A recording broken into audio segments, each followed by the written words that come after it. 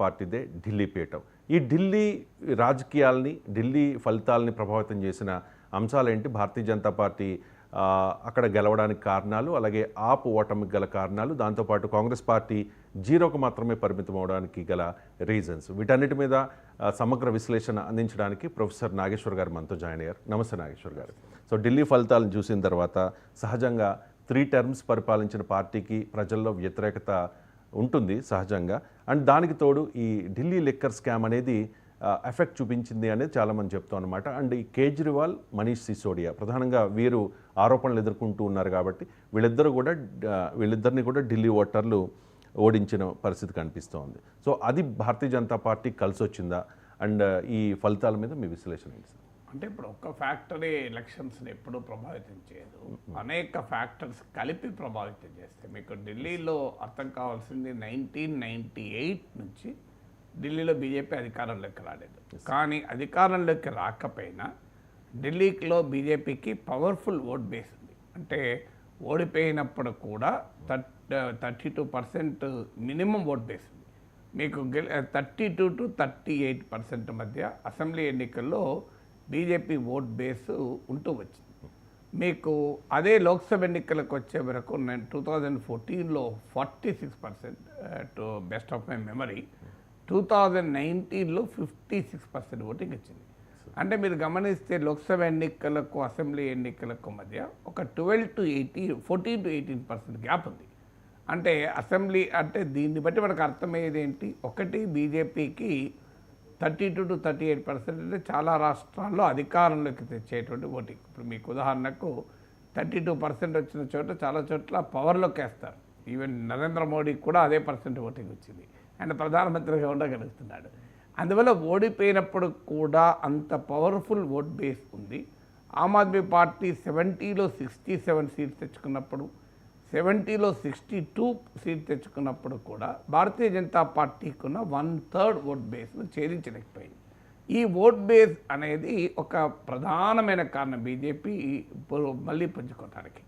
ఇక పార్లమెంట్ ఎన్నికలకు బీజేపీకి భారీగా ఓటేశారు. ఇప్పుడు మీకు అసెంబ్లీ ఎన్నికల్లో ఆమ్ ఆద్మీ పార్టీకి తీస్తే 2015లో 54% ఓటేశారు, 2020లో 53% ఓటేశారు. అంటే 54-53% ఆమ్ ఆద్మీ పార్టీకి వస్తుంటే దాదాపు అదే రేంజ్లో అటు ఇటు బీజేపీకి పార్లమెంట్ ఎన్నికల్లో వచ్చాయి. అంటే అసెంబ్లీ ఎన్నికల్లో మీకు పార్లమెంట్ ఎన్నికల్లో 46 to 56% మధ్యలో వచ్చింది. అంటే అర్థం ఏంటి? బీజేపీకి ఎవర్స్ ఓటర్ కాదు. అంటే ఇప్పుడు 32 to 38%, 32% లోయర్ తీసుకుంటే అది బీజేపీకి క్లియర్ ఓటర్. సో అక్కడ నుంచి 56% వరకు కూడా పార్లమెంట్ ఎన్నికల్లో బీజేపీ పొందింది. అంటే ఈ 14% ఓటర్, అంటే అసెంబ్లీ ఎన్నికల్లో లోయెస్ట్ పర్ఫార్మెన్స్ అయిన 32%, లోక్సభ ఎన్నికల్లో హయ్యెస్ట్ పర్ఫార్మెన్స్ అయిన 56%, ఈ 14% ఓటర్ బీజేపీకి కంప్లీట్గా దూరం ఉండే ఓటర్ ఏం కాదు. అంటే బీజేపీకి పార్లమెంట్ ఎన్నికల్లో ఓటు వేసిన ఓటరే. అందువల్ల ఏంటి అంటే అసెంబ్లీ ఎన్నికలకు ఆ ఓటు కన్వర్ట్ చేసుకోవాలి. ఇప్పుడు కంప్లీట్గా ఓటు వెయ్యని ఓటర్ అయితే కష్టం.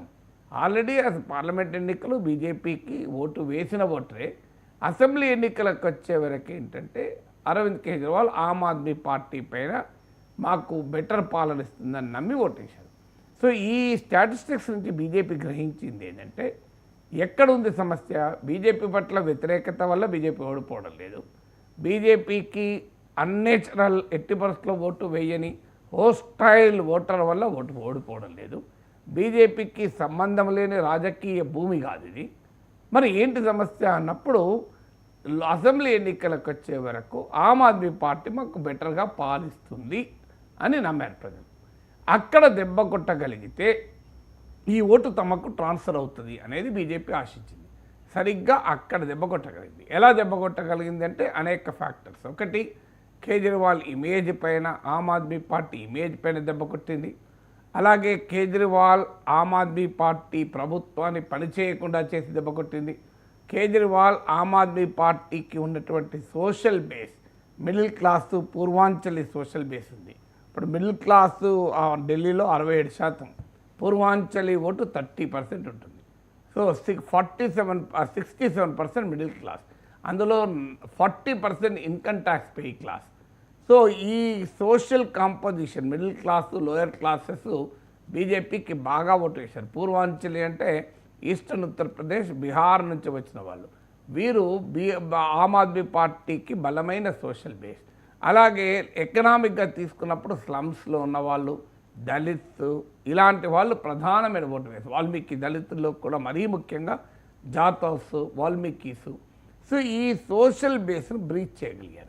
అంటే ఆమ్ ఆద్మీ పార్టీకి ఉన్న ప్రాణం ఎక్కడుంది, నవనాడుల్లో ప్రాణం ఉంది అంటారు కదా. ఆ నవనాడుల్లో ఒక్కొక్క నాడుని బ్రేక్ చేయడం మొదలుపెట్టారు.